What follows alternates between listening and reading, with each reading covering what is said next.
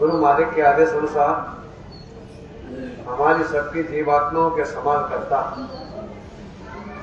धरती के सरताज, वक्त के सदगुरु, दुख हरता, उज्जैन वाले पूज्य संत बाबा उमाकांत जी महाराज को भी कोटि कोटि प्रणाम। जो भी प्रेमी सत्संग के माध्यम से बता है और जहां तक आवाज जा रही है, सभी प्रेमियों को मेरा सादर जय गुरुदेव। आज गुरु महाराज की अपार दया हम सब प्रेमियों के ऊपर सत्संग के माध्यम से हो रही है। वैसे तो सत्संग सुनाने का अधिकार संतों को होता है, और जहां भी संतों का सत्संग होता है वहां अगर जीव पहुंचता है तो आज नहीं तो कल, देर सबेर अपने घर पहुंच जाता है। लेकिन गुरु की मौत से, महापुरुषों के आदेश से हम जो सत्संग करते हैं उसको भी सत्संग ही मान लिया जाता है। महापुरुषों का सत्संग और शिष्यों के सत्संग में बहुत बड़ा अंतर होता है। शिष्यों का सत्संग जो होता है, जैसे लोहे को चुंबक खींचता, जैसे लोहे के टुकड़े को पारस पत्थर को छुआ दो तो पारस पत्थर लोहे को सोना बना देता है। लेकिन लोहे के ऊपर अगर गंदगी लगी रहे, मैल लगा रहे, जंग लगा रहे, काई लगी रहे, तो पारस पत्थर फिर लोहे को सोना नहीं बनाता। ऐसे शिष्यों का सत्संग लोहे पर लगे हुए जंग को साफ करने का काम करता है। लेकिन पारस और संत में बड़ो अंतरा जान। पारस तो लोहा को सोना करे, पारस पत्थर लोहे को सोना बनाता है, लेकिन सदगुरु करें आप समान, करें भजन तो आपको कर लें आप समान। अगर हम महात्मा के बताए रास्ते पे भजन करने लगे तो महात्मा हमको अपने समान बना देते हैं। पारस पत्थर लोहे को पारस नहीं बनाता, सोना बनाता है, लेकिन महात्मा अपने समान बना देते हैं। इसलिए महात्मा बार बार भजन पर जोर देते हैं कि आप भजन करो, भजन करो। ऐसे कुरबान ने कई बार ये भी कहा कि तुम मेरी एक बात मानो, मैं आपकी 100 बात मानने को तैयार हूं। कौन सी 100 बात? संसार में नाना प्रकार की व्याधाएं जो हम सबको सता रही है, इस सारी व्याधाओं को, सारी तकलीफ, मुसीबत, परेशानियों को दूर करने का एक ही उपाय गुरु महाराज कह रहे हैं कि तुम भजन करो, भजन। तुम्हारी चिंता में मन धारी, तुम अचेत रहो प्यारी। हमारी चिंता महात्मा लेने को, गुरु लेने को तैयार कब? जब हम भजन करें। लेकिन विश्वास नहीं है कि भारत देश है, ये कर्म भूमि है और विदेश भोग भूमि। इस कर्म भूमि के ऊपर भगवान आए, संत आए, संतों का देश। संत यहाँ हमेशा रहते हैं। गिरी बदरिया पाप की बरस दे अंगार, संत न होते जगत में जल मरता संसार। धरती पर संत महात्मा हमेशा रहते हैं। एक जाते हैं, दूसरे आते हैं, दूसरे जाते हैं, तीसरे आते हैं। संत महात्मा हमेशा धरती पर मौजूद रहते हैं। लेकिन हम प्रेमी महात्मा को समझ नहीं पाते। कबीरदास जी सबसे पहले प्रगट संत के रूप में आए, उसके बाद बहुत सारे महात्मा आए, उसके बाद राधा स्वामी, और ये आखिर में जय गुरुदेव। जय गुरुदेव नाम से गुरु महाराज जो पधारे, जिन्होंने देश दुनिया में इतनी मेहनत, इतना परिश्रम, इतना त्याग किया, जीवों को उठाने के लिए, जीवों को जगाने के लिए, जीवों को चेताने के लिए, बुराइयों को छुड़ाने के लिए, भजनानंदी बनाने के लिए गुरु महाराज ने बहुत त्याग, तपस्या, बहुत परिश्रम, बहुत मेहनत किया। और बहुत सारे प्रेमियों गलत आचरण, मांस, मछली, अंडा, शराब जैसे खराब सेवन को छुड़ाया, और छुड़ाया नहीं, हाथ में माला पकड़ाया भजन का रास्ता बताया, भजन के रास्ते पे चलाया और चलाया ही नहीं, मंजिल तक पहुंचाया। जो अब दोबारा इस काल भगवान के देश में तकलीफ झेलने के लिए आने वाले नहीं, लेकिन अपन जैसे प्रेमी अभी महात्मा को समझ नहीं पाए, पहचान नहीं पाए, आदेश का पालन नहीं कर पाए, और उनके रहते रहते हम प्रेमी लाभ और फायदा नहीं ले पाए। और गुरु महाराज जब जाने लगे तो हमको मझधार में छोड़ के नहीं गए। पूज्य संत बाबा उमाकांत जी महाराज के सुपुर्द जिम्मेदारी में छोड़ के गए कि नए को देंगे नाम, पुरानों की करेंगे संभाल। तो गुरु महाराज ने महाराज जी को हमारे बीच में हमारी सेवा संभाल कराने के लिए हमारा हाथ, हमारी बागडोर, हमारी डोरी उनके पास दे दी। अब जो ये कहें वैसा हम करने लगे तो हमारा भी काम आसान होगा। वैसे तो अपन ने देखा कि साल में एक बार महात्माओं का भंडारा मनाया जाता है। गुरु महाराज भी दादा गुरु का भंडारा साल में एक बार अगन सुदी दशमी को करते थे, तो सब प्रेमी बराबर जाए लेने जाते थे।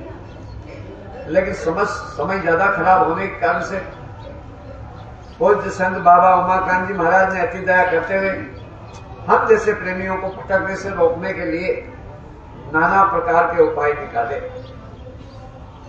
ये गुरु महाराज का मासिक भंडारा पूरे देश में जगह जगह, और देश में ही नहीं विदेशों में भी, अब तो गुरु महाराज के आदेश अनुसार विश्व के 32 देशों में गुरु महाराज की दया से बराबर भंडारे मान रहे। तो इस मासिक भंडारे के रूप में वार्षिक भंडारे की दया हर महीने हमको मिलती रहे, लेकिन हम प्रेमी अगर सत्संग में पहुंचे ही नहीं, लेट पहुंचते हैं या कहीं बहाने से रुक जाते हैं। वैसे महीने में एक सत्संग करना बड़ा जरूरी है, लेकिन लोग गलती कर बैठते हैं, काल भगवान की समस्याएं आ जाती है। तो गुरु भाई ने अति दया करते हुए एक महीने में 2 बड़े प्रोग्राम, एक समस्या आगे दूसरा फिर, जैसे बच्चा फेल हो गया, मास्टर ने दोबारा चांस दे देगा, एक बार फिर तुमको मौका दिया जा रहा है, 2 बार पढ़ाई कर सकता। तब गुरु महाराज ने दया करते हुए कहा कि हर देश में, पूरे देश में हर जिले भाई एक महीने में 2 बड़े प्रोग्राम, एक तो कृष्ण पक्ष त्रयोदशी गुरु महाराज का मासिक भंडारा और दूसरा पूर्णिमा का। हर पूर्णिमा के दिन बिल्कुल इस भंडारे को गुरु महाराज का प्रसाद नए लोगों को खिलाने की कोशिश करो। हमको तो खाना ही खाना है, परिवार को खिलाना ही खिलाना, रिश्तेदारों को तो बुलाना ही बुलाना, लेकिन नए लोगों को लाभ देने के लिए ये बाबा उमाकांत जी महाराज जो वक्त के संत सदगुरु है, इन्होंने अपनी दया का द्वार खोलते हुए एक महीने में 2 प्रोग्राम जो रखवाए कि कोई प्रेमी अगर मान लो खुदा न खास्ता गलती से न पहुंच पाए, प्रेमियों को न ले जा पाए, तो दूसरा मौका पूर्णिमा के भंडारे में ये गुरु महाराज का प्रसाद, ये प्रसाद का चमत्कार अच्छे लोग करते हैं नमस्कार। जब प्रसाद खाओगे, अरे भाई प्रसाद खाओ तो उसका असर, दवा खाओ तो उसका असर, जहर खाओ तो उसका असर तो दिखाता है। तो प्रसाद के भी बड़े बड़े चमत्कार लोगों ने देखे। तो नए लोगों को जोड़ो, नए लोगों को बुलाओ, उनके प्रति भाव भरो, उनको ये दया का प्रसाद गुरु की उनको खिलाना।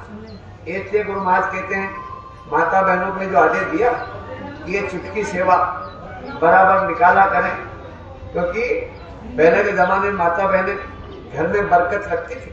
ये बरकत कम क्यों हो गई? गुरु महाराज ने कहा ये चुटकी सेवा जो गुरु के नाम का एक मुट्ठी आटा जो प्रेमी निकालते हैं, इनको बराबर निकालना चाहिए। जैसे माताएं घर में रोज आटा भोजन बनाने की थाली में छानती है, छानती तो कोई तोल के नहीं निकालती, अंदाज से निकालती। तोल निकालने के बाद एक मुट्ठी आटा जय गुरुदेव बोल के खांडी में अलग रखो, और आटा स्टॉक रखते जाओ। ज्यादा दिन में आटा खराब हो जाता है। मान लो खुदा न खास्ता 15 दिन में सत्संग में नहीं पहुंचे तो बाद में आटा खराब हो सकता। तो उसको क्या करना, जब घर में आटा कूटता नया आटा, जब नया गेहूं जो पिसाया जाता है तो वो आटा अपन काम में ले लो, उतना आटा दूसरा निकाल दो तो खराब नहीं होगा। घर में मान लो कोई मांगने वाला आ जाए, खुदा न खास्ता कोई भूखा प्यासा, आप बना के खिला सकते हो। उसी बरकत आटा निकालने के बाद थाली में इतनी बरकत होती है कि 2 मेहमान भी अगर आ जाए, परिवार के भी धापेंगे, मेहमान भी धाप जाएगा। पहली रोटी गाय की, पीछे की रोटी कुत्ते की, देने के बाद भी रोटी बचेगी। यानी बरकत उसी दिन से चालू हो जाती है। तो कहने का मतलब छुटकी सेवा से ही भंडारे चलते हैं। बाबा उमाकांत जी महाराज ने कई बार बोला कि भंडारे तो छुटकी सेवा से ही चलते रहेंगे, लेकिन कुछ प्रेमी जो सत्संग सुन के गांठ बांध लेते हैं वो बराबर छुटकी सेवा निकालते हैं। फिर भी मैं बुराई नहीं कर रहा हूं। अपने मध्य प्रदेश के लोग देहपाल, सेवा करने में देह को पालते हैं। सेवा करने में मध्य प्रदेश की बुराई नहीं कर रहा हूं। तुमको तो सत्संग सुनाना की बुराई कर रहा हूं, लेकिन ये तो बातें जब निकलती तो बताना पड़ती है कि मध्य प्रदेश के लोग सेवा में देहपाल, और सेवा में आगे निकल गया नेपाल। नेपाल के लोग इतनी सेवा करते हैं कि भंडारे के प्रोग्राम पे, चाहे नया वर्ष हो चाहे भंडारा हो, नेपाल के लोग 400 लोग इस साल भी भंडारे पे आए थे और अपने साथ में 1-1 किलो चावल, 5-5 किलो आटा लेके आए थे, जिन्होंने भंडारा चलाया। तो वो लोग सेवा करने में आगे निकल गए, हम प्रेमी पीछे रह जाते हैं। क्यों रह जाते हैं? ध्यान नहीं देते हैं भक्ति क्या चीज होती है, मुक्ति कैसे मिलेगी, गुरु के आदेश का पालन। प्रार्थना तो बोलते हैं, दुआ पढ़ते हैं कि गुरु को सिर पर राखिए, चलिए आज्ञा माए, कहे कबीर दास को, फिर 3 लोग भय ना आए। 3 लोग में डर नहीं है, लेकिन आदेश का पालन करेंगे तब तो, गुरु भक्ति करेंगे तब तो। इसलिए कहा गुरु भक्ति पहले करो, पीछे और उपाय। मोटे बंधन जगत के गुरु भक्ति से काट, और छोटे बंधन चित के कटे नाम प्रताप। मोटे जब लग ना कटे, छीने कैसे जाए, और ताते सबको चाहिए, नित्य गुरु भक्ति कमाए। रोज गुरु की भक्ति करो, सुमरन ध्यान भजन बिल्कुल मन लगा के सब प्रेमियों को करना चाहिए। गुरु महाराज ने जो रास्ता बताया, और रास्ता सीधा है, रास्ता सच्चा है, रास्ता सरल है, रास्ता बड़ा आसान है। समझ लिया तो आसान है, और नहीं समझा तो बड़ा कठिन है। इस सत्संग के माध्यम से बराबर समझने की कोशिश करना चाहिए कि संत मत कितना सीधा है। सत्संग को रोज सुनना चाहिए। जैसे भक्ति के 3 उपाय, सत्संग, सेवा और भजन। तो सत्संग रोज सुनना चाहिए। रोज सत्संग कैसे मिलेगा? बड़ा मुश्किल है। इस जमाने में रोज सत्संग सुनना इस समय बड़ा मुश्किल है, लेकिन पूज्य संत बाबा उमाकांत जी महाराज ने अपनी दया का द्वार खोलते हुए रोज सत्संग सुनने के लिए रोज टीवी और मोबाइल के ऊपर, साधना चैनल के ऊपर पूज्य संत बाबा उमाकांत जी महाराज का सत्संग साधना चैनल पर 8:40 पर रोज आता है। अब जो प्रेमी जिनका मन खराब हो गया, जिनका समय खराब हो गया, जिनकी स्थिति परिस्थिति खराब हो गई, बराबर सत्संग को सुनते हैं, और गुरु महाराज वैसी दया से वो सत्संग निकल जाता है कि उसके भाव ठीक हो जाते हैं, उसका दर्द खत्म हो जाता, उसका दुख चला जाता है। इन चीजों पर ध्यान देना चाहिए, चाहे कितना जरूरी काम क्यों हो। काम बंद करो, थोड़ी देर सत्संग सुनो, ताकि अंदर जो कुविचार आते हैं, जो सुमरन ध्यान भजन में मन नहीं लगता, जो मन में चंचलता, अकलाहटता, ये बेचैनी जैसी होती है, वो धीरे धीरे शांत हो जाती है। सत्संग को रोज सुनोगे तो दया की धार बराबर लगी रहेगी। सुमरन ध्यान भजन में भी मन लगेगा, बिगड़े काम बनेंगे।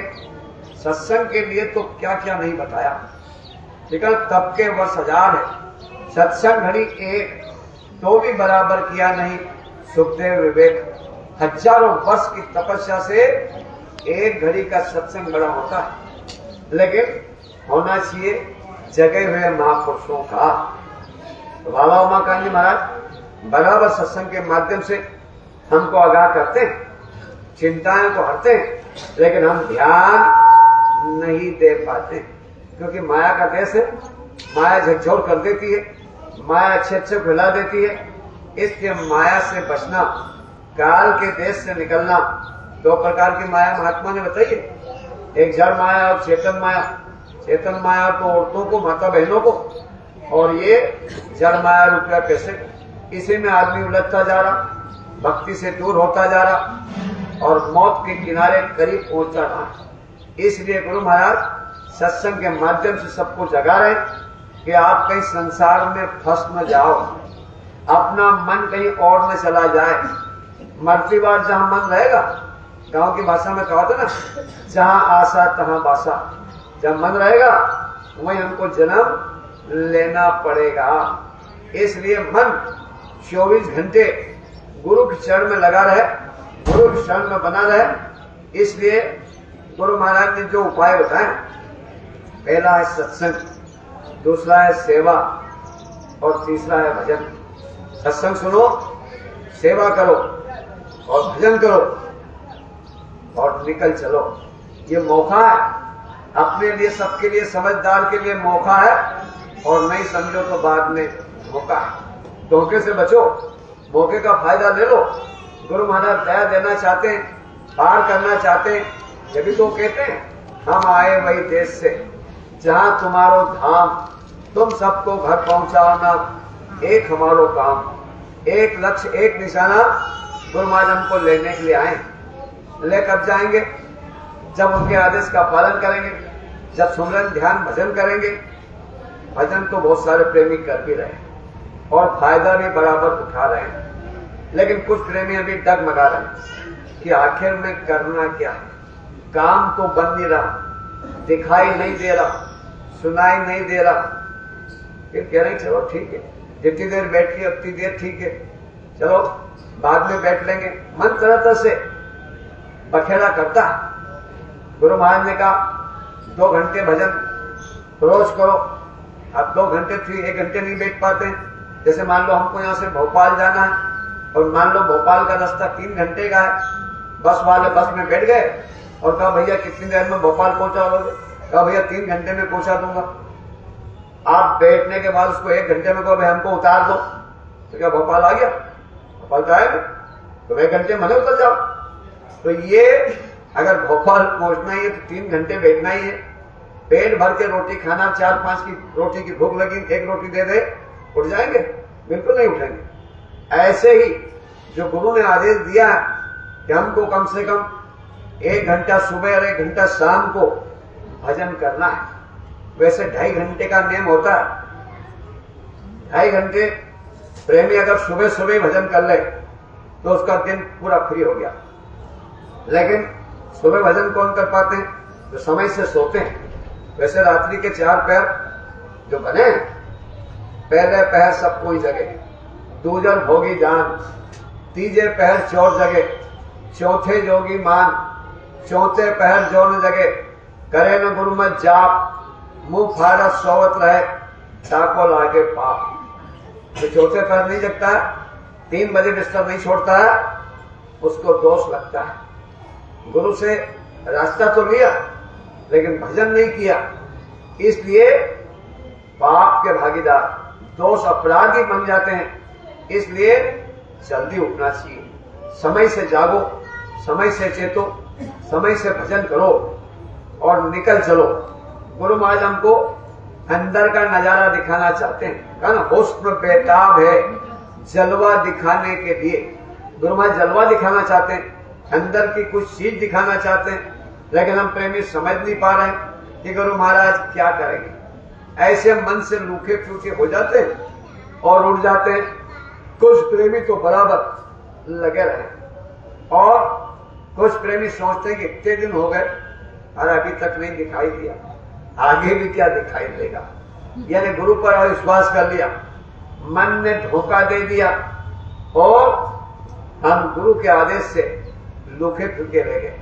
इसलिए मन में उल्लास बना रहे, सत्संग सेवा, सत्संग सुनो और सेवा करो। सेवा का लक्ष्य अगर हासिल कर लिया तो आपका भजन बनेगा, क्योंकि सेवा में हम प्रेमी पीछे हो गए।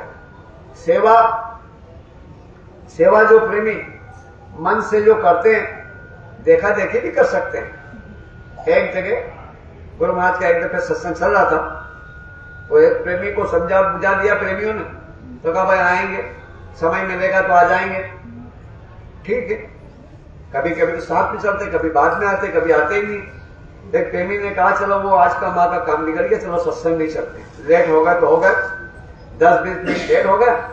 प्रेमी बाद में, नया प्रेमी पहुंचा, देखा तो पूरा पंडाल भरा खचाखच, अंदर जाने की जगह नहीं। तो भारी विचार कि यहीं बैठ जाओ, सत्संग तो सुनना है। बहुत सारे प्रेमी बैठे थे, वो भी बैठ गया।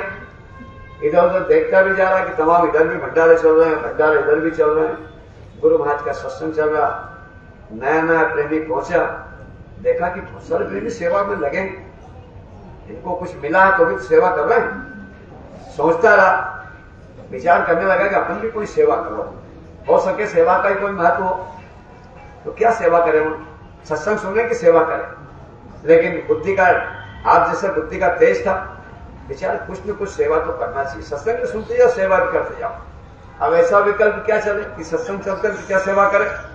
लेकिन गुरु महाराज की दया थी, सेवा भावी था, और गुरु की विशेष दया उसके ऊपर हुई। तो उसने विचार किया जूते चप्पल जो प्रेमियों के पड़े हैं, किसी का उल्टा है, किसी का सुलटा है, किसी का बांका है, किसी का टेढ़ा है, तो गले में टॉवेल था तो टॉवेल निकाला और लोगों के जूते साफ करने लगा, और जोड़ियां जमा जमा के, जूते के साथ में जूता, चप्पल के साथ चप्पल, अपने कलर डिजाइन देख देख के साफ कर करके, और सुनता भी रहा, ध्यान सुनने में और इधर मन सेवा करने में, बराबर सेवा करता रहा। सत्संग पूरा हुआ, भोजन प्रसाद लिया और चला गया। दूसरे दिन फिर कोई कारणवश लेट हो गया, वही खचाखच माल दिखा। फिर विचार किया सेवा यही करते रहो, कल भी सेवा की, आज भी सेवा कर लो, कल से मौका मिले न मिले। फिर सेवा किया, ये सत्संग सुना, फिर चला गया। तीसरे दिन जब आया तब गुरु महाराज ने कहा उस बच्चे को इधर लाओ, क्योंकि गुरु महाराज नए लोगों को आगे बिठाते हैं, सोफे कुर्सी लगाते हैं, ताकि गुरु का दर्शन सही तरीके से कर लें, नामदान सही तरीके से समझ लें, सुमरन ध्यान ध्यान की विधि सही तरीके से सीख ले। इसलिए गुरु महाराज पास में बिठा दिया, पास में बिठाया, सत्संग सुनाया, नामदान दिया, और जब ध्यान पे बिठाया तो अंतर में नजारा वहीं दिखा दिया। भजन पर बिठाया तो अंदर में सुनाई वहीं दे दिया। तो कहने का मतलब, सेवा का फल कभी बेकार नहीं जाता है। लेकिन हम प्रेमी सोचते हैं कि भाई सेवा करेंगे कपड़े खराब हो जाएंगे, सोचेंगे बड़े आदमी है, कैसा सेवा कर रहा, छोटी सेवा बड़ा आदमी कैसे करता है। ये मान बड़ाई, ईर्ष्या, ये बड़ी दुखदाई। इसलिए हमको सेवा का लक्ष्य रखना चाहिए। अभी तो गुरु महाराज ने सेवा का आदेश जो दिया कि 10-10 परिवार पर एक एक जिम्मेदार बना दो, ताकि सुमरन ध्यान भजन, नाम धुन, चुटकी सेवा, भोग लगाना, घर से निकलो तो गुरु महाराज को प्रणाम करना, घर जब वापस पहुंचो तो गुरु महाराज को प्रणाम करना, बच्चे स्कूल जाए गुरु महाराज को प्रणाम करके जाएं, जब बच्चे पढ़ के आए तो गुरु महाराज को प्रणाम करें। ये जितनी भी बातें जो गुरु महाराज ने संत मत की खोली है, ये सारे नियम अगर प्रेमी करने लगे तो संत मत बड़ा आसान है। गुरु के वचनों पर कुर्बान होना, गुरु के वचनों को सिर पर धारण करना, ये भक्ति का एक सीधा मार्ग है। इसलिए हम सब प्रेमियों को गुरु के आदेश का पालन करने के लिए जितने भी नियम गुरु महाराज निकाल रहे हैं, ये पोजीशन बाबा उमाकांत जी महाराज हमको इसी जन्म में भक्ति करा करके पार कराना चाहते हैं। ये नहीं कि धन दौलत दे दिया और उसी धन दौलत में फंसे रहो, मालिक की तुमको याद ही नहीं आए। ऐसे ऐसे काल भगवान के दाव है, और सब लोग गुरु के पास जाते धनी मानते हैं। हमारे गांव में बुराई नहीं कर रहा हूं, 5 प्रेमी हमसे बड़े, एक मेरा भाई भी सग्गा, मेरे से बड़ा, मैं सबसे छोटा हूं, और वो भी संत मत में जुड़ा था। वो पांचों के पांचों गुरु के आदेश से जेल चले गए थे। जब मीसाबंदी लगी थी, पूरे देश में बहुत लोग जेल में गए थे, वो भी 6-6 महीने के लिए जेल में गए थे। गुरु महाराज ने उनको, आज सबको 30,000 रुपया महीना मिल रहा सरकार की तरफ से। तो जब से पैसा मिलने लगा, तब से वो पांचों के पांचों सत्संग में आना ही बंद हो गए। पैसे बहुत हो गए, पैसा आ रहा तो भगवान क्या करेगा, पैसा ही तो सब कुछ है। अब वो मालिक से दूर हो गए। लेकिन गुरु महाराज ने जो महाराज जी को जिम्मेदारी दी कि नए को देंगे नाम, पुरानों की करेंगे संभाल, तो संभाल की जिम्मेदारी संभालते हुए बाबा उमाकांत जी महाराज ने जो मीसाबंदी वालों को जो पेंशन मिल रही है, इनको सबको इंदौर आश्रम पर बुलाया और वहां पर आकर के इनको दर्शन दिया, इनका सेवा सत्कार आदर की इज्जत किया, इनको फूल मालाएं पहनाई, इनको कपड़े वितरण किए, इनको भोजन पहले नाश्ता दिया, फिर भोजन दिया, और दया दुआ आशीर्वाद तो दिया ही दिया। लेकिन फिर भी वो प्रेमी चेत नहीं पाए। क्यों नहीं चेत पाए? ये माया का देश है, माया अच्छे अच्छे को दबोच देती। इसलिए गुरु से कुछ मांगो नहीं, चरणों में हाजिर रहो। कल साईं इतना दीजिए, जामे कुटुंब समाए, मैं भी भूखा ना रहूं, साधु भूखा जाए। हे मालिक मुझे ज्यादा माल मत देना, नहीं तो फंस जाएंगे। एक बार तो सहजो भाई, भगवान ने कहा मांग सहजो, क्या मांगती है? सहजो भाई ने कहा भगवान क्या मांगू, लेकिन खैर तुम कह रहे हो तो मांगती हूं। सहजो भाई ने भगवान से क्या मांगा? सहजो भाई ने कहा मुझे दुख दे दो, दुख। बोले कोई क्या मांगता, तू दुख मांग रही है? तो सहजो भाई ने कहा सुख के माथे सिर पड़ो, हरि हृदय से जाए, और भली हारी बात दुख की जो पल पल नाम जपाए। जिसको तकलीफ रहती है हर पल जय गुरुदेव जय गुरुदेव जय गुरुदेव चलता ही रहता है। और गुलाब जामुन का दोना प्लेट भर के रख दो, गुरु याद नहीं आएंगे। जब तक सारे अंदर में चले जाए, कहीं दूसरा अंदर जाए, एक हाथ बटा ले, तो जब तक सारे अंदर में जाए तब तक आगे मन नहीं लगता है। इसलिए हमको गुरु से मांगना क्या? गुरु से मांगने के लिए कहा है कि साध संग मोह देत परम गुरु दाता। हे मेरे गुरु महाराज, साधकों का संग दे दो, जो मेरी भी भक्ति बन जाए, मेरा भी काम हो जाए, मेरा भी जन्म सफल हो जाए, ताकि हमारा भजन बने। वही चीज हमको खोजना है। हमको किसी के अंदर बुराई नहीं देखना है। बुरा जो देखन में चला, बुरा न मिलिया कोई, और जो दिल खोजा आपना, मुझसे बुरा न कौन। हमारी बुराइयों को देखो, दूसरे के अंदर की बुराई नहीं देखो। हम कहते हैं इसके अंदर बड़ी बुराई, इसके अंदर एक उंगली है, 3 उंगली अपनी तरफ, हम में 3 बुराई है, उसके अंदर एक बुराई है। तो किसी की बुराई को देखो मत, किसी की निंदा बुराई मत करो। निंदा बुराई करने से उसके पाप हमारे ऊपर आ जाते हैं। निंदा बुराई से बचना चाहिए, नहीं तो पता नहीं कि वो पाप कैसे आते हैं। एक दफे दृष्टांत गुरु महाराज ने सुनाया था कि एक राजा ने भंडारा किया, और राजा ने जब भंडारा करवाया तो उस समय जैसे आज दूध अपन खीर बनाए, तो चाहे जहां से जितना दूध ले लो, 10 लीटर 50 लीटर 100 लीटर, चाहे जहां से दूध ले सकते हैं। दूध की जगह जगह 2 डेयरियां खुली है। पहले के जमाने में सिर्फ 2 डेयरियां नहीं थी। राजा ने जब भंडारा कर तो मंत्री को आदेश दिया। मंत्री ने नौकरों से कहा, नौकरों ने गांव वालों से कहा कि भैया राजा भंडारा करा, आपको भोजन करने भी आना है और दूध भी लाना है। तमाम गांव से एक एक बाल्टी दूध आने लगा। एक आदमी दूध की बाल्टी लेके चला, तो राजा के दरबार में पहुंचते पहुंचते गांव से जब चला तो रास्ते में उसको बाथरूम लगी। बेचारे के बाल्टी को दूध के नीचे रखेंगे, कुत्ता है बिल्ली कोई भी झूठा कर सकता है। तो पेड़ की डाल पे एक हेकड़ी बना के उस पर लगा दिया, बाल्टी दूध की पूरी भरी लपालप। अब वो बाथरूम करके आने लगा, तब तक उसके अंदर एक छिपकली जो उल्टी सुल्टी चलती कीड़े मकोड़े खाती है, वो छिपकली उसके अंदर गिर गई। अब दूध जो पीवर होता है, पहले जमाने में लोग दूध पीवर ही देते थे, पानी नहीं मिलाते थे। आज जैसे झूठे बेईमानी काम नहीं करते थे। पीवर दूध के अंदर फैस होता है, और फैस के मारे वो छिपकली बाहर निकल नहीं पाई, उसी के अंदर मर गई और दिखाई भी नहीं दे, ऊपर फैस लगे हैं। अब वो दूध की बाल्टी जब गई और भंडारी आदमी अलग, जो भंडारा बना रहा था खीर, तो खीर बन गई थी। जो कोई दूध की बाल्टी लाए, डाल उसमें डाल के, घोटने वाला घोट रहा, बनाने वाला बना रहा, दूध डालने वाला दूध डाल रहा। जब खीर बन गई, भंडारा चालू हुआ, तो 200 आदमी खीर खा के मर गए। तो भोलेनाथ और पार्वती जा रहे थे। भोलेनाथ जी जोर से हंसे। पार्वती कहने लगी, भगवान ने क्या बात है, क्यों हंस रहे हो, इतनी जोर से क्यों हंस रहे हो? तो भोलेनाथ जी कहा, पार्वती तेरे को पता नहीं है? पता नहीं। बोले ब्रह्मा जी की कलम रुक गई। बोले ब्रह्मा जी की कलम कैसे रुक गई? बोले राजा ने भंडारा किया, भंडारे में भोजन करके 200 आदमी मर गए, वो पाप किसके माथे लिखे?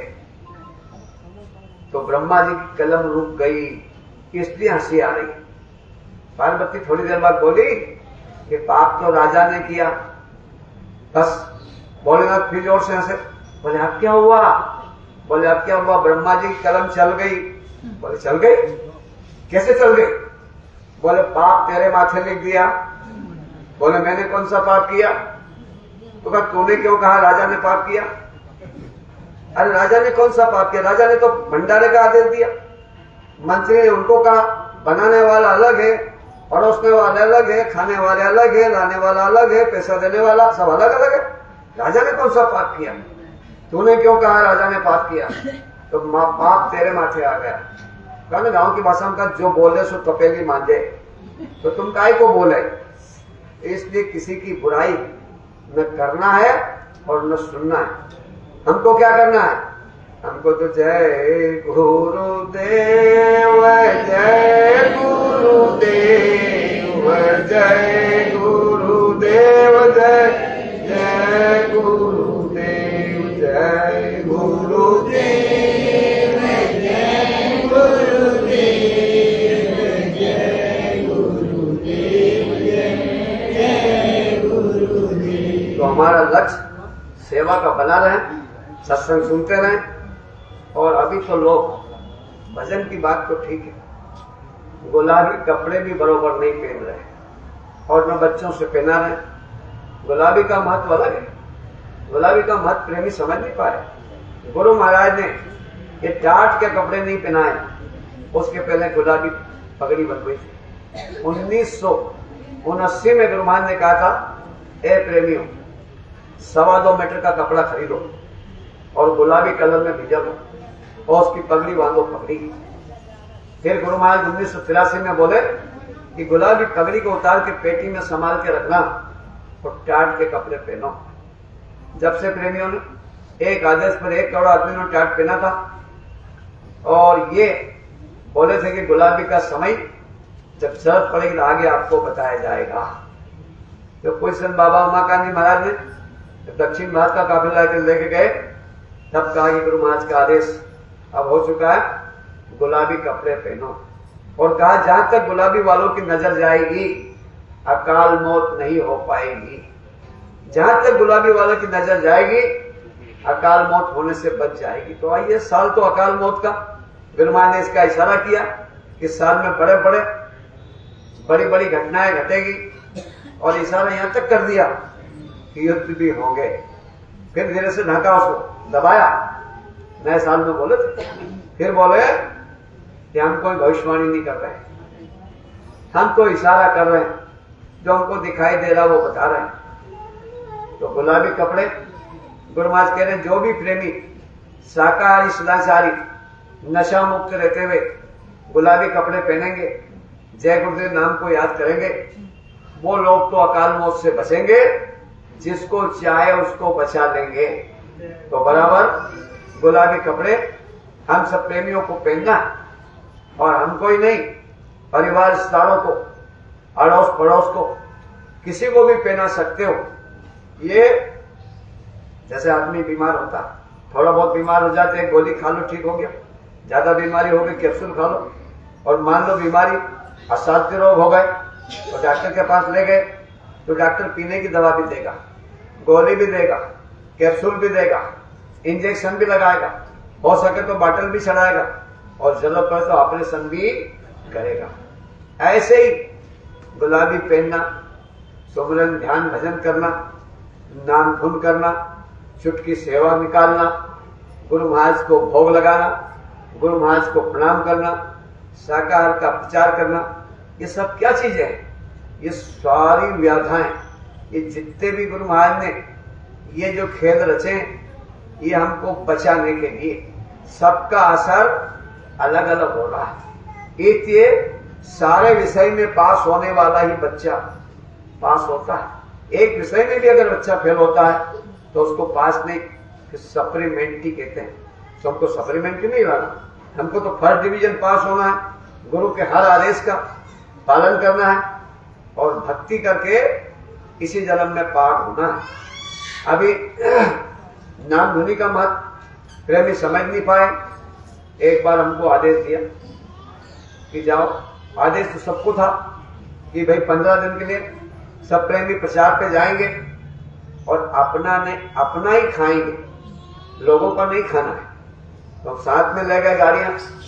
एक गाड़ी का इंदौर से मैंने भी अध्यक्ष से कहा कि एक गाड़ी पे हमारे सुपुर्द भी करो और गाड़ी का पूरा खर्चा जितने प्रेमी बैठेंगे वो भी, और गाड़ी का डीजल पेट्रोल भी मैं डलाऊंगा। तो एक गाड़ी हमारे सुपुर्द कर दी। 4-5 प्रेमी मेरे सुपुर्द में कर रहे। अब प्रचार भी मुझे करना, सत्संग भी मुझे सुनाना। भोपाल के पास सीहोर जिला। बोले तुम कहां जाओगे? मैंने कहा जहां तुम मुझे भेज दोगे, जहां कोई नहीं जाए वहां मुझे भेज दो, और जितने दिन के चाहे उतने दिन के लिए भेज दो, मेरी कोई डिमांड नहीं है। तो बोले तुम सीहोर जिले में चले जाओ। उनकी ठीक बात। सीहोर जिले में प्रचार कर रहे थे। 7-8 दिन प्रचार करते करते हो गए और जगह जगह एक दिन में 3-3, 4-4 जैसी स्थिति वैसे सत्संग बराबर चल रहा है। नाम धुनी का महत्व बराबर बता रहा हूं। जो मेरे साथ चल रहे प्रेमी वो भी सामने बैठ के सत्संग सुनते थे, नाम धुनी बराबर बोलते थे।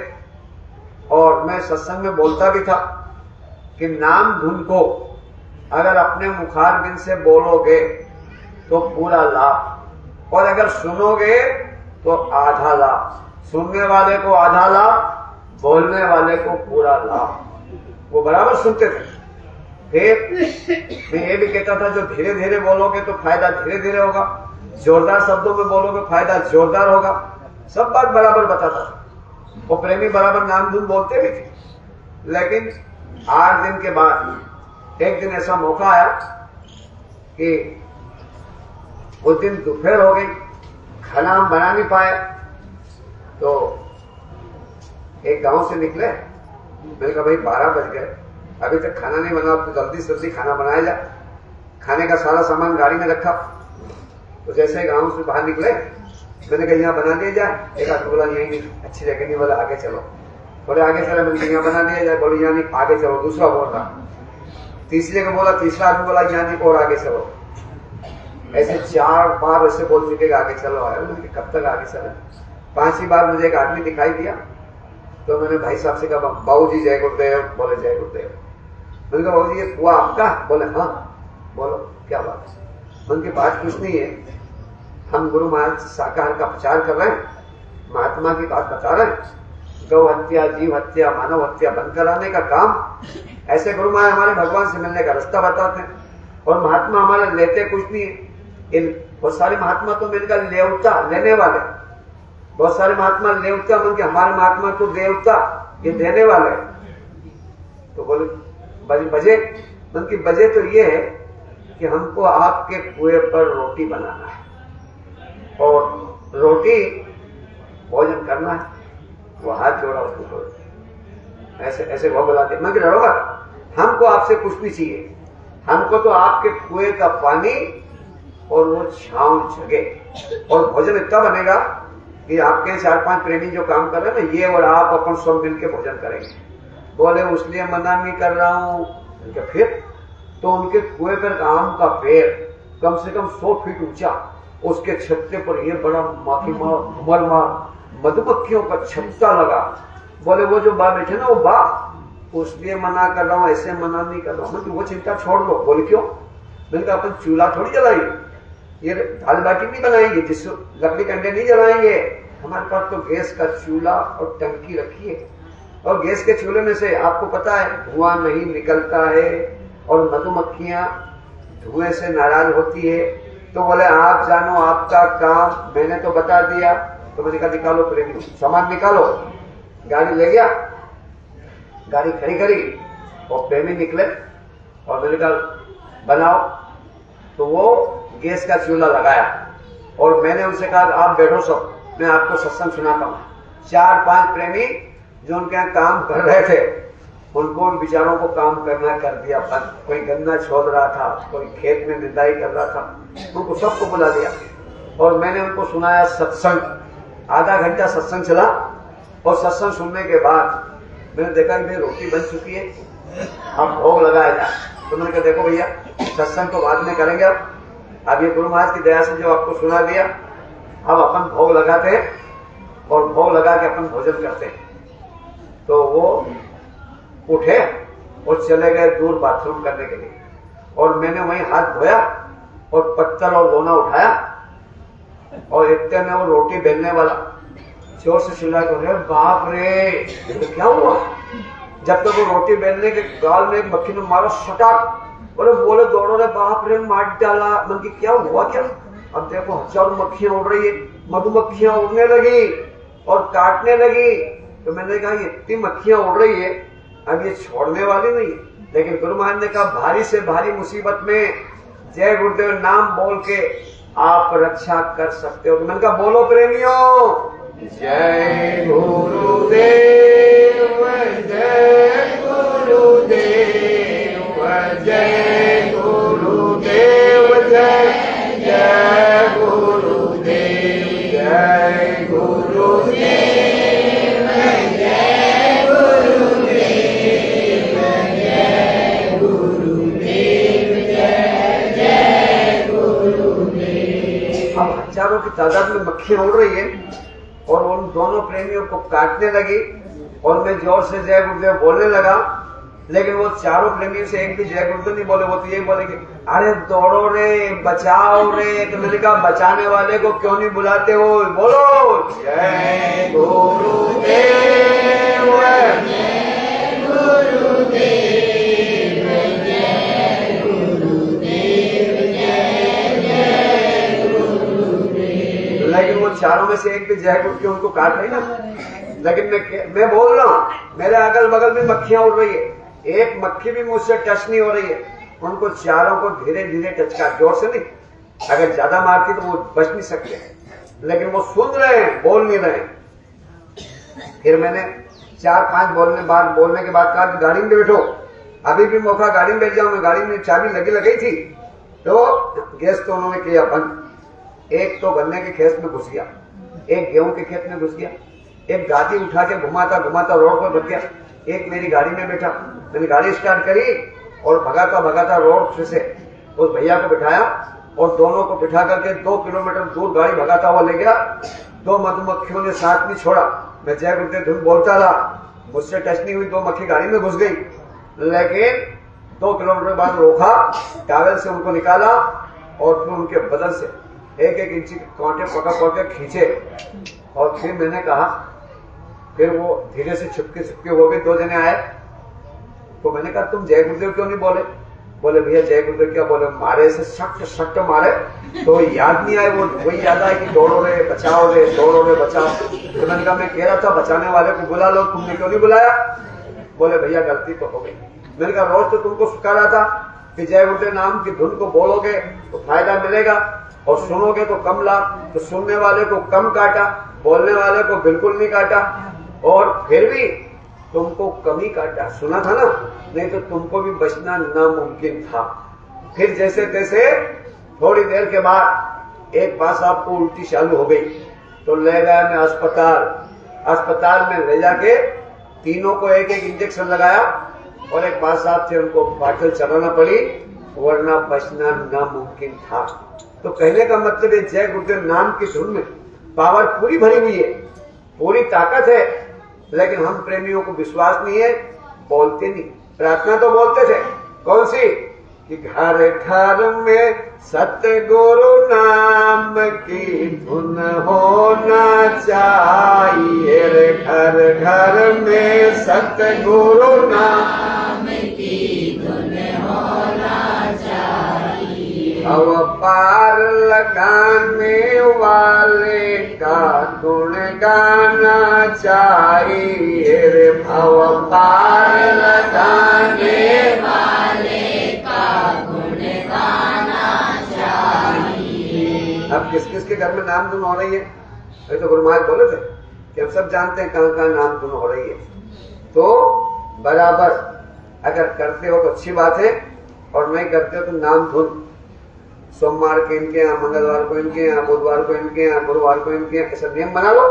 और रोज नाम धुन 1 घंटा शाम को सामूहिक। और गुरु महाराज तो क्या कह रहे हैं कि बच्चों को बिठा करके नाम धुन बोलाओ, चाहे घर के हो, चाहे पड़ोस के गांव के या शहर के कॉलोनी के, कोई भी हो, इनको बच्चों को बिठा के नाम धुन कराओ और थोड़ी मिठाई बांट दो, ताकि बच्चे मिठाई के लालच से वो तो आएंगे, अपने दोस्तों को भी साथ में ले आएंगे। तो ये एक बड़ा अच्छा सा मिशन जो गुरु महाराज ने निकाला है, उसमें धीरे धीरे इसको बढ़ावा देना है।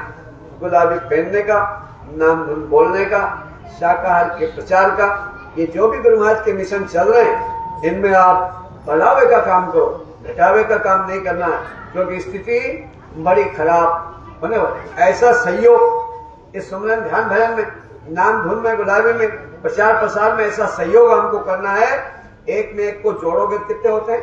2। एक में एक जुड़ना नहीं है, एक में एक का सहयोग करना। एक के साथ एक लिख दो, एक के साथ एक लिख दो, कितने हो? 11 गुना काम गुरु का होने लगे। ऐसा सहयोग करो कि हमारा मिशन बहुत जल्दी पूरा हो जाए और इसका लाभ हमको मिलने लगे। बोलो जय गुरुदेव। कहने का मतलब गुरु की दया हम सब प्रेमियों को बराबर लेना है।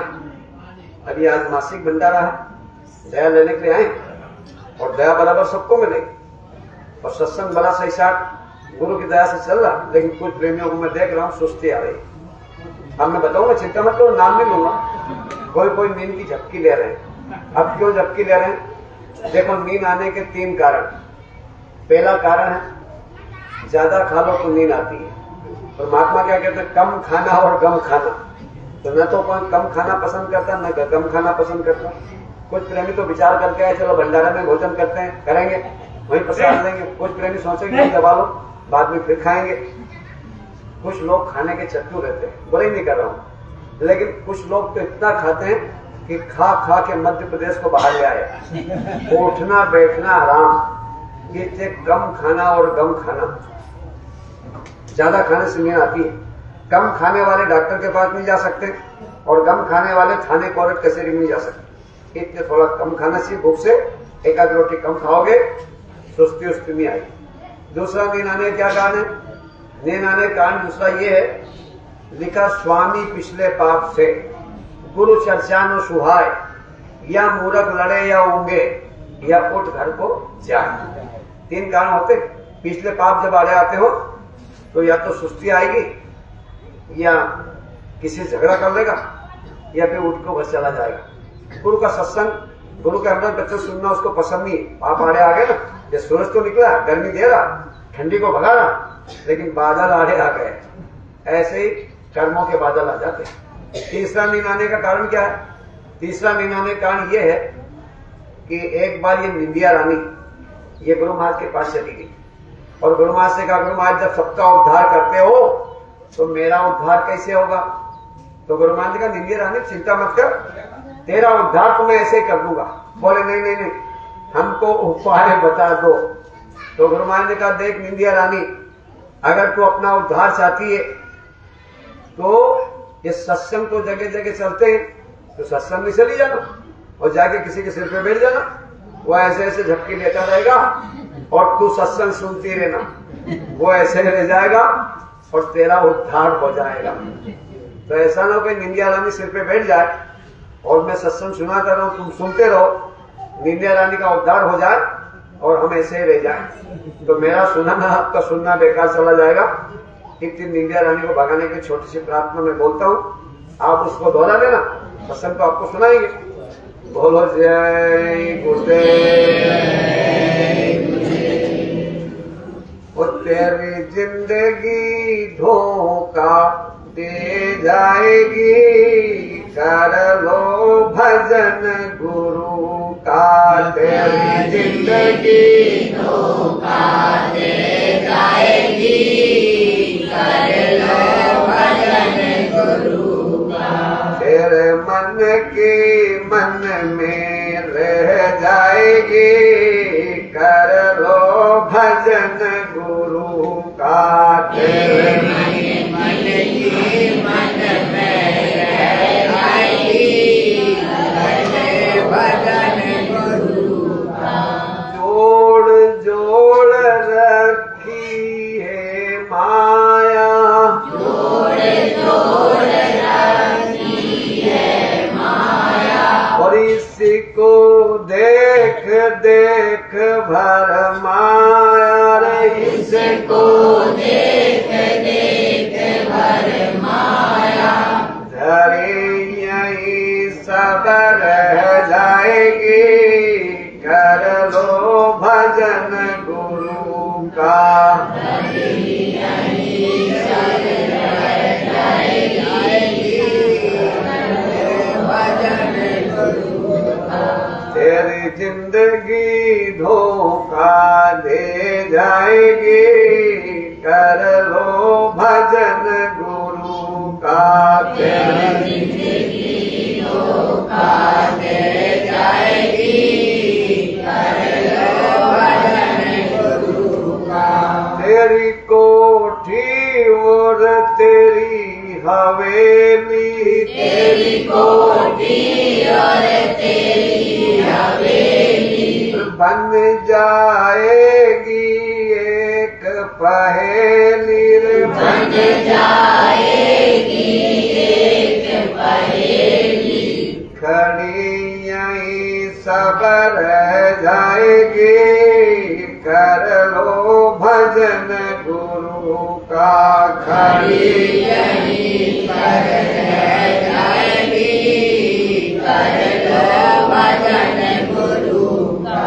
तेरी जिंदगी धोखा दे जाएगी, कर लो भजन गुरु का। तेरी जिंदगी धोखा दे जाएगी, कर लो भजन गुरु का। तेरे मन की मन में रह जाएगी, कर लो भजन गुरु का। तेरे मन की मन में रह जाएगी, कर लो भजन गुरु का। सदा रहे ना यौवन छाया रे, सदा रहे ना यौवन छाया। यौवन मतलब जवानी। महात्मा कहते हैं इंसान को हमेशा जवानी नहीं रहती है, एक न एक दिन बुढ़ापा आता है, और बुढ़ापा जब आता है तो फिर ले करके ही जाता है। इससे कहते हैं कर ले निज काम जवानी में, इस 2 दिन की जिंदगानी में। मेहमान जवानी आती है, मेहमान जवानी जाती है, फिर लौट कभी नहीं आती है। ए मूड इसे मत खो देना तू किससे और कहानी। तो इसलिए ये यौवन जवानी जा रही है। महात्मा इसीलिए चेताना कि जवानी आपके हाथ से निकल जाएगी, फिर आपको पश्चाताप करना पड़ेगा। तो महात्मा चेता रहे कि भजन करने का यही है मौका, भजन करने का यही है मौका। भजन करने का यही है मौका, भजन करने का यही है मौका।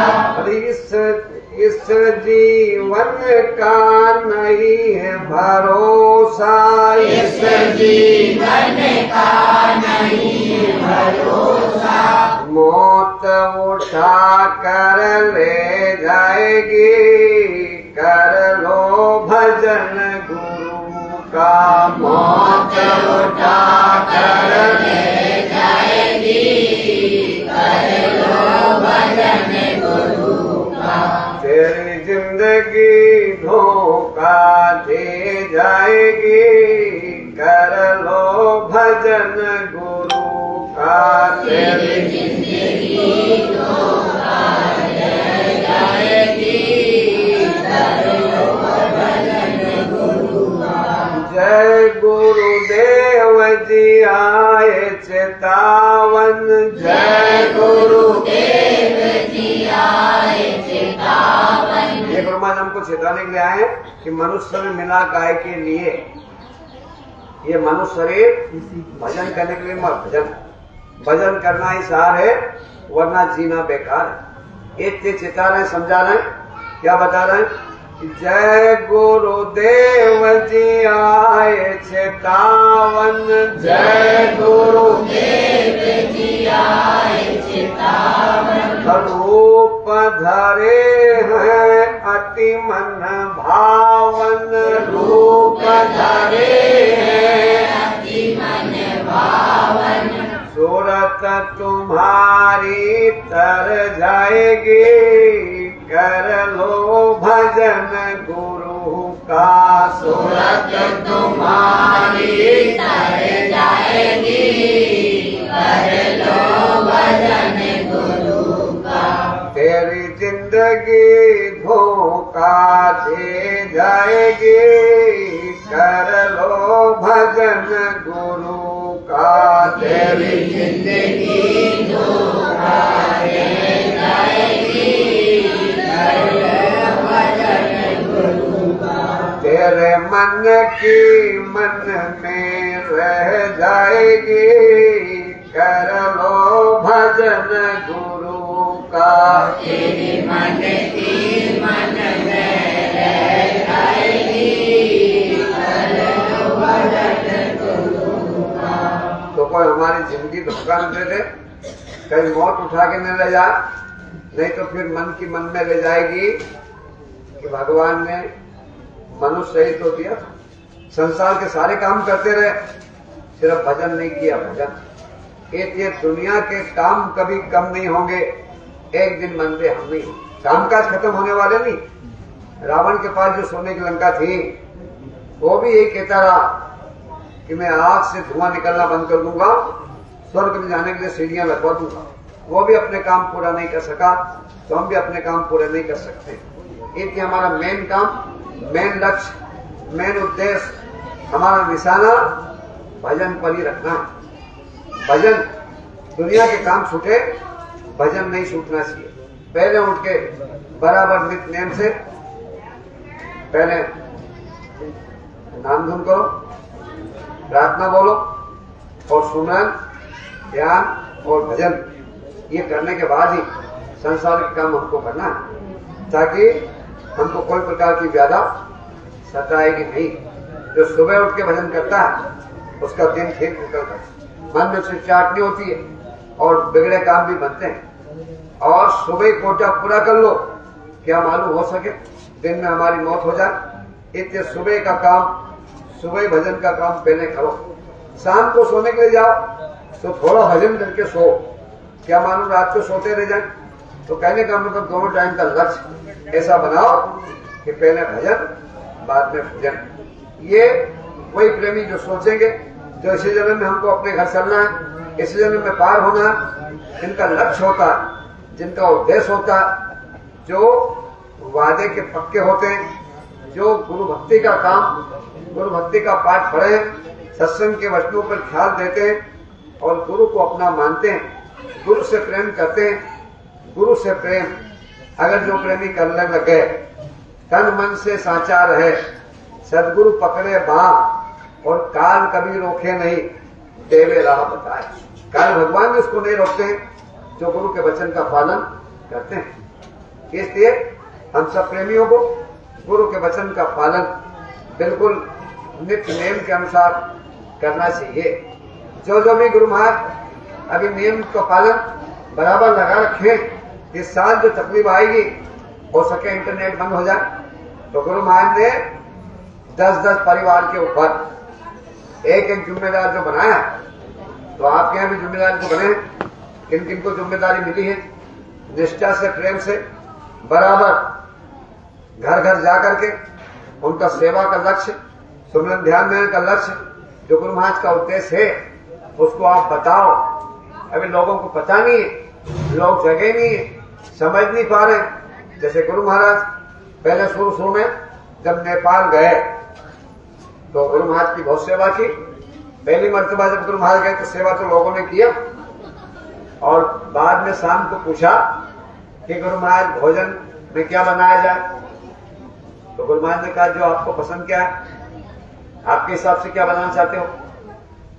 तो कहा गुरु महाराज तुरई बना ली जाए, तुरई।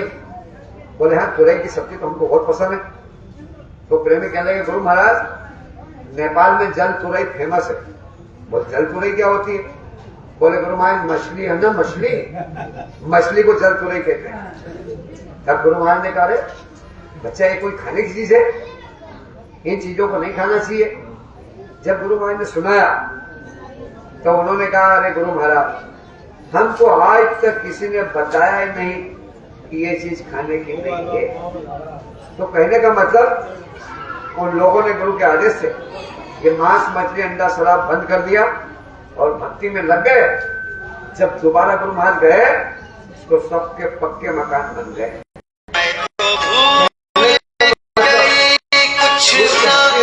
करने लगेंगे तो हमारा संसार तो बनेगा। परमार्थ जिसके लिए मनुष्य ने मिलाया वो तभी बनेगा जब गुरु के आदेश का पालन हम निष्ठा से, लगन से, विश्वास से करने वाले थे। तो सरपंच साहब को चिंता सता रही थी, मेरा खेल न बिगाड़ दे। लोगों ने उसका नाम रख दिया गड़बड़ानंद। गड़बड़ानंद से लोग बड़े परेशान थे। तो सरपंच साहब को चिंता बार बार आ रही थी कि सरपंच ये गड़बड़ानंद कि मेरा खेल न बिगाड़ दे। तो सरपंच साहब ने युक्ति उपाय निकाला कि गड़बड़ानंद को अपने घर पे ही बुला लिया जाए। 4-6 रोज पहले ही यानी सरपंच साहब ने गड़बड़ानंद जी को अपने घर पे बुला लिया। आपने घर पे नहलाना, आपने घर पे खिलाना, आपने घर पे सुलाना, सारी सेवा गड़बड़ानंद की सरपंच साहब अपने घर पे कराने लगे। 4-5 दिन जब बीते और मेहमान जब आए और मेहमानों को जो बच्चा दिखाया तो मेहमानों को बच्चा पसंद आ गया। कहा संबंध अभी करेंगे। तो माता बहनों से कहा तो ये गाय का गोबर लेके, अगर कहीं भी बच्चे की सगाई होती है, शादी ब्याह होता है, तो गाय के गोबर से जगह लिपी जाती है। चौक बनाया, बच्चे को नए कपड़े पहनाए और बच्चे को चौक पे बिठाया, गले में हार फूल डाला। और जब सगाई जब होती है तो गांव गांव में रीति रिवाज है कि बच्चा हो चाहे बच्ची कहते हैं जाओ तुम्हारी सगाई हुई है, बड़े बुजुर्गों के पैर छू लो। तो बच्चा उठा और सबके पैर छूने लगा। पैर छूते छूते आगे आगे गड़बड़ानंद जी भी बैठे थे। बच्चे ने जब गड़बड़ानंद जी के पैर छुए तो गड़बड़ानंद जी ने आशीर्वाद दिया कि जाओ बच्चा, भगवान चाहे तो तुम्हारी मिर्गी जल्दी ठीक हो जाएगी। अब लोगों ने सोचा कि बच्चे को तो मिर्गी आती है। मेहमान भड़क गए। मेहमानों ने कहा भाई संबंध पक्का नहीं, कच्चा करेंगे। बोले क्यों? बोले तुम्हारे बच्चे को आती है मिर्गी और हम अपनी बच्ची को तुमको नहीं देंगे। लोगों ने कहा ये तो मजाक ही आदमी, मजाक कर दिया। तो लड़की के मामा जी, मासा जी, फूफा जी, पिताजी उठ के खड़े हुए और हाथ जोड़ के कहा कि अब संबंध पक्का नहीं, कच्चा हो गया, न कुछ लेना न कुछ देना, संबंध हो गया खत्म। हाथ जोड़ के चल पड़े। गांव के लोगों ने विचार किया कि देखो बेचारे सरपंच साहब के बेटे की सगाई नहीं हो रही थी, जैसे तैसे मेहमान आए, संबंध पक्का हुआ, और गड़बड़ानंद ने बना बनाया खेल 2 मिनट में बिगाड़ दिया। आज से सब लोग प्रतिज्ञा कर लो कि कोई भी लोग गड़बड़ानंद को अपने घर पे नहीं बुलाएंगे और न ही कोई गड़बड़ानंद के घर पे जाएंगे। लेकिन योग संयोग की बात, 2 दिन बीते और गड़बड़ानंद जी की तबीयत हो गई खराब। अब जितनी दवा खाए उतनी तबीयत खराब। गड़बड़ानंद ने विचार किया कहीं मर न जाऊं। बेटे को बुलाया पास में और बेटे से कहा, बेटा तुम सरपंच साहब के घर चले जाओ, हाथ जोड़ना, पैर छूना और सरपंच साहब से कहना कि सरपंच साहब मेरे पिताजी तो हो गए बीमार, कल से मर भी